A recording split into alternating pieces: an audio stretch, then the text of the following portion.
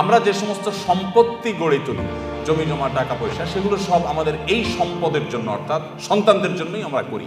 অতএব তারাই হলো আমাদের সবচেয়ে মূল্যবান সম্পদ। আপনার সন্তানকে ভালো মানুষ হিসাবে গড়ে তুলবার টার্গেট করতে হবে। সে স্কুলে পড়ুক কিংবা মাদ্রাসায় পড়ুক, আপনার টার্গেট হতে হবে, লক্ষ্য হতে হবে যে আমার সন্তানকে আমি মানুষের মতো মানুষ হিসাবে গড়ে তুলব। সে সৎ মানুষ হবে, আর কিছু হোক বা না হোক। সে ভালো পরিচিত পপুলার কোনো আলেম বা তুখুল কোনো হাফেজ হতে পারুক বা না পারুক, সে যেন ভালো মানুষ হয়। অনেক বাবা মা আছেন যারা বিভিন্ন স্কুলে তাদের সন্তানরা যে পড়াশোনা করে তাদের জন্য নকল কিনে এনে সন্তানদেরকে সার্ভ করে দেন, সাপ্লাই করে দেন। এরকম বাবা মা আছে না? এই সময় আছে না, শুধু ভরে আছে। অর্থাৎ বাবা মার হাবভাব দ্বারা তারা বোঝাতে চান যে দেখো, আমি নিজে তো টাকার মেশিন, সারাদিন পয়সা ছাড়া আর কিছু চিনি না। অতএব আমার ঘরে জন্ম হয়েছে তোমাকেও টাকার মেশিন হতে হবে বাবা। আমাদের চোখের পানিটা অনেক বেশি গুরুত্বপূর্ণ। চোখের পানি মা বাবার সন্তানদের জন্য অনেক গুরুত্বপূর্ণ। কিছু মানুষের দোয়া আল্লাহ তাআলা ফিরিয়ে দেন না, এর ভিতরে মা বাবার দোয়া অনেক গুরুত্বপূর্ণ। আমি আমার শৈশবে আমার মায়ের সে কান্না এখনো মনে হয় আমার কানে ভাসে। যখন মাদ্রাসায় যেতাম তো মা কাঁদতে থাকতেন, যখন বাসায় আসতাম, বাড়িতে আসতাম, নামাজের বিছানা মা কাঁদতে থাকতেন। আমার বাবার বহু কান্না আমার এখনো কানে ভাসে। তাহাজ্জুদের সময় নিজে হয়তো ঘুমিয়েছিলাম, বাবার কান্নার আওয়াজে ঘুম ভেঙেছে, নাম ধরে ধরে দোয়া করতেন। তো সন্তানদের জন্য বাবা মার দোয়া অনেক গুরুত্বপূর্ণ। সৈয়দ আবুল হাসান আলী আন-নাদভী রহমতুল্লাহি আলাইহি ভারতবর্ষের অনেক বড় একজন আলেমে দ্বীন, মুসলিম বিশ্বের নোবেল খ্যাত কিং ফয়সাল অ্যাওয়ার্ড প্রাপ্ত মানুষদের, বিরল মানুষদের একজন ভারতবর্ষের সৈয়দ আবুল হাসান আলী আন-নাদভী রহমতুল্লাহি আলাইহি মাত্র 17 থেকে 18 বছর বয়সের মধ্যে তার লেখা, এই বয়সের মধ্যে লেখা বই মাজা খাসিরাল আলম মিন হাতাতুল মুসলিমিন গোটা আরব বিশ্বের বিবেককে জাগ্রত করে দিয়েছে, গোটা আরব বিশ্বকে কাঁপিয়ে দিয়েছে। এমন একটি আরব বিশ্বের সমৃদ্ধ লাইব্রেরি পাওয়া অসম্ভব যে লাইব্রেরিতে সৈয়দ আবুল হাসান রহমতুল্লাহ আরবিতে লেখা এই বইটা না। এই বইয়ের ভূমিকা আমি পড়েছি। উনি নিজে লিখেছেন যে আমি এই বই যখন লিখেছি তখনও পর্যন্ত আমি কোনো আরব দেশে যাই নাই, কোনোদিন হজ ওমরা করি নাই, কোনো আরাবিয়ানের সাথে দেখা হয় নাই। তারপরেও এমন আরবি ভাষায় লিখেছেন যে গোটা আরব বিশ্বের বিশ্ববিদ্যালয়গুলোতে তার সে বই সবচেয়ে বেশি সমাদৃত।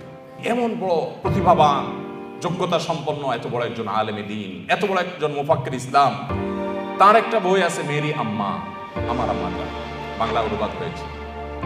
তিনি এই বইয়ে তার মা সম্পর্কে অনেক কথা লিখেছেন। তার ভিতরে একটা কথা হলো, তিনি বলেন আমার মা সবসময় দোয়া করতেন, আয় আল্লাহ এক সে হাজারোं की जरूरत पूरी फरमा, আয় আল্লাহ এক সে হাজারোं की जरूरत पूरी फरमा।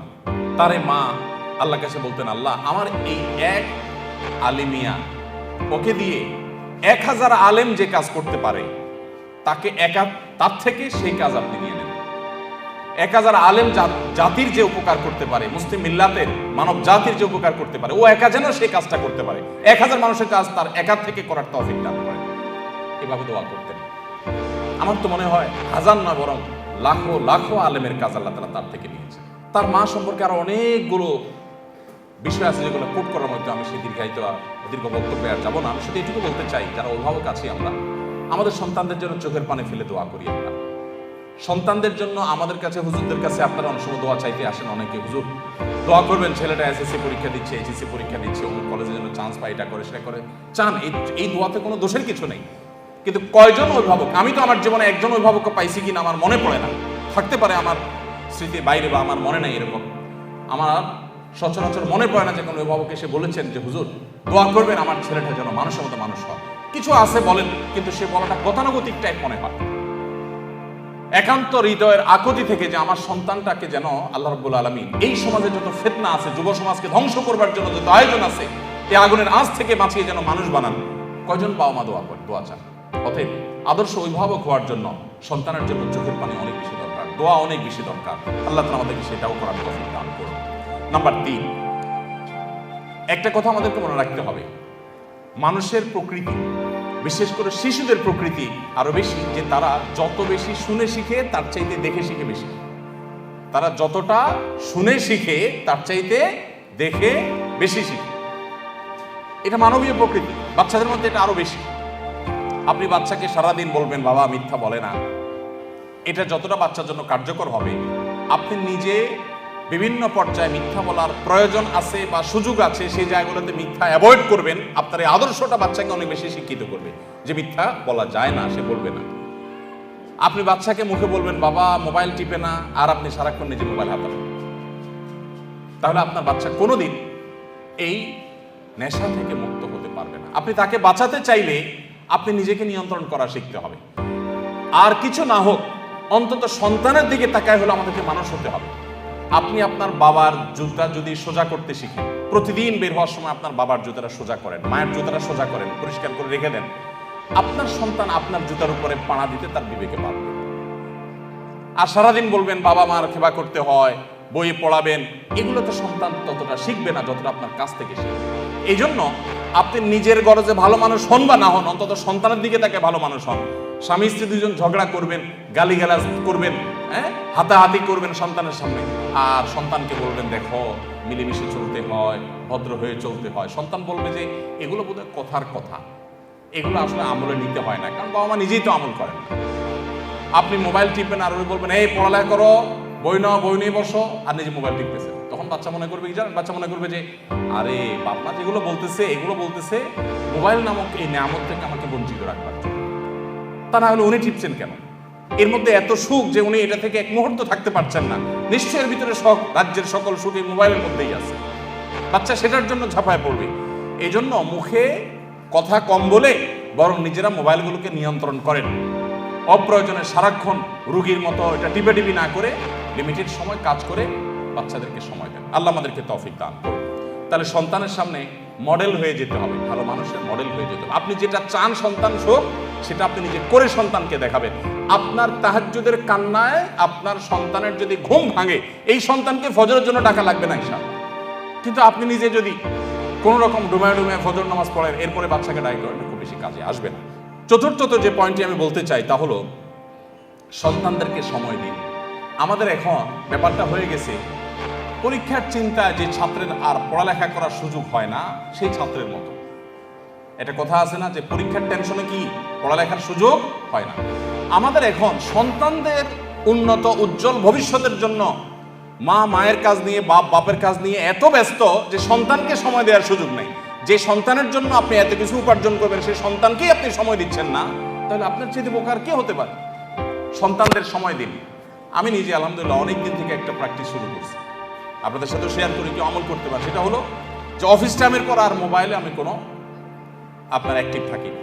বেশিরভাগ সময় হয় এরোপ্লেন মোড করে ফেলি, আর নাহলে বন্ধ করে ফেলি, আর নাহলে সাইলেন্ট করে ওটাকে গাড়িতে রেখে, অফিসে রেখে, ডেস্কে রেখে তারপর বাসায়। এবং পুরো সময়টা বাসা যতক্ষণ থাকা হবে ততক্ষণ ফ্যামিলিকে সময় দেওয়া হবে। এটাতে কিছু ক্ষতি হবে, প্রতিষ্ঠানের ক্ষতি হবে, অফিসের ক্ষতি হবে, হোক, তার চাইতে লাভ অনেক বেশি হবে।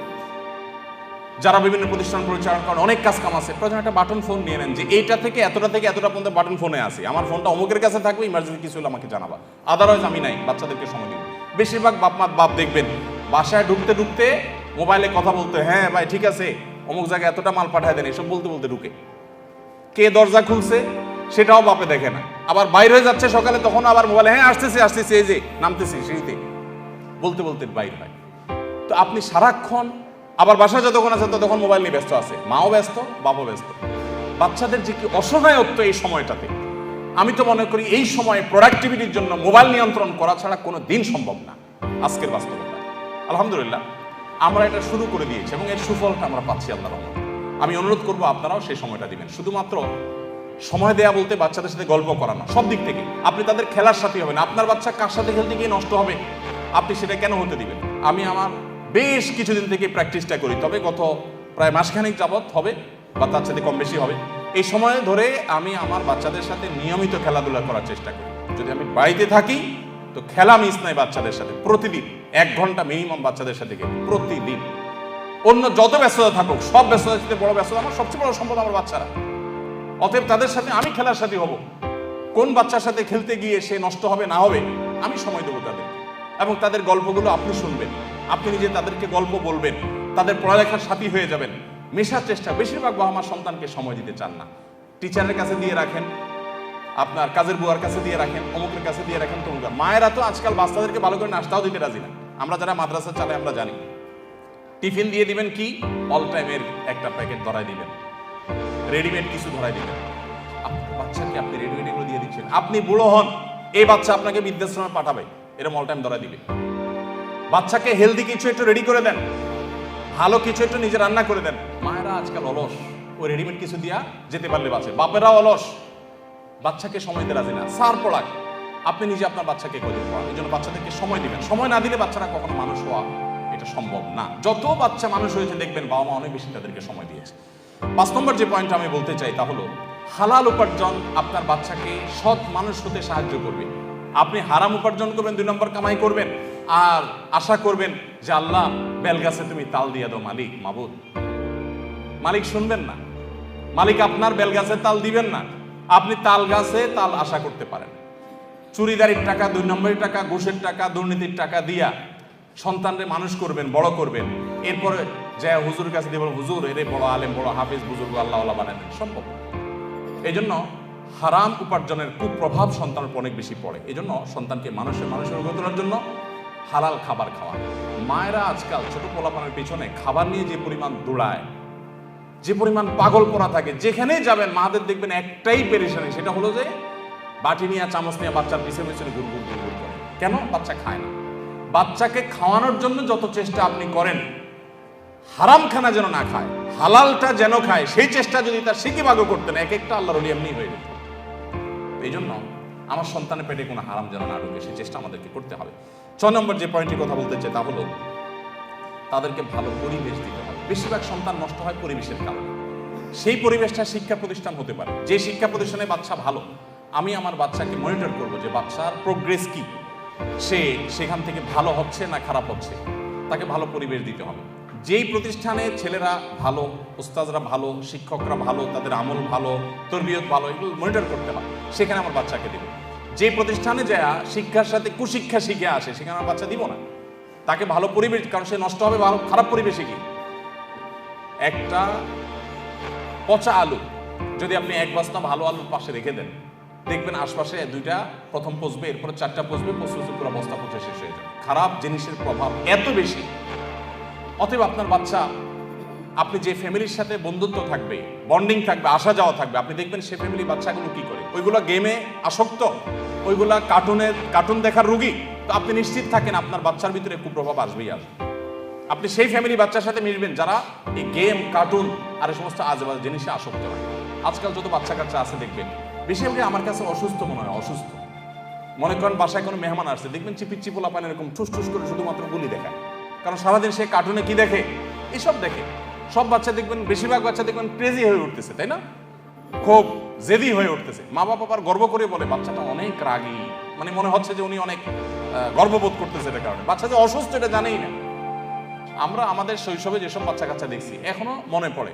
আমাদের বয়সের যারা আছেন, আরো সিনিয়র যারা আছেন তারা জানেন, বাচ্চা বেশিরভাগ যে ভেদা মাছের মতো চুপচাপ থাকে, এরকম বাচ্চাদেরকে বেশিরভাগ দেখা যায়। বেশি ক্ষুধা লেগে গেছে, ব্যথা পাইছে, একটু কামতো টামতো।